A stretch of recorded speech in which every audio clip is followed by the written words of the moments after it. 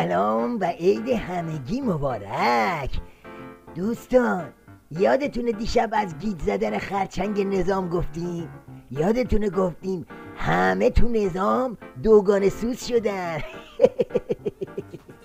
در عرصه مذاکرات هسته‌ای ما حرف نو نداریم، همون حرف گذشتمون رو میزنیم که از این مذاکرات در چارچوبه‌ای که مقام معظم رهبری فرمودن با رعایت خطوط قرمزها حمایت میکنیم.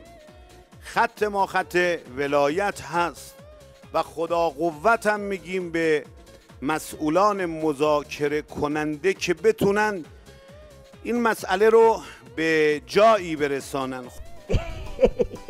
بله، این خرچنگ تایر به سر از یه طرف گفت حرف نو نداریم، از اون طرف واسه مذاکره چیا پپسی ولایت کلا کرد.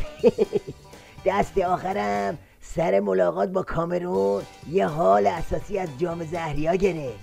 حالا بشنوید از ورق‌پاره های حکومتی که اونا هم دست جمعی تو همین فاز سیر میکنن.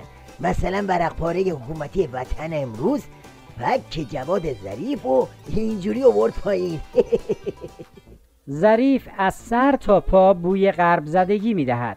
از بازی برد با دشمن چیزی فراتر از دیپلماسی توافق با کدخدا به هر قیمتی و دوپینگ توکل بر دشمن برای پیروزی در انتخابات مجلس نمیتوان انتظار داشت. از این پرتابتر یکی از ورق‌پاره‌های کوسه به نام ابتکاره که جای سرمقاله جوکنامه نوشته.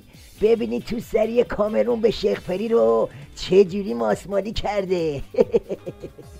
گاهی حمله کردن خود جزئی از پروسه آب کردن یخ روابط است. در مواردی هم تظاهر به توافق و رفاقت فقط یک ژست دیپلماتیک است.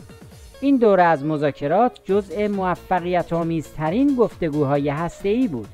گام‌های توافق نهایی در این دوره برداشته شده است. اگه میخواید این اپیدمی گیجی و پاندول مسلکی توی نظام رو موشکافی کنید باید برید سراغ سرچشمه. آقا آخر ضرب العجل مذاکرات نزدیکه و دیگه وقتی واسه آخوندا باقی نمونده. واسه همینم هست که به این وضعیت زار و نزار افتادن. از هر طرف که میرن میخورن به دیوار. وضعیت قرمز قرمزه.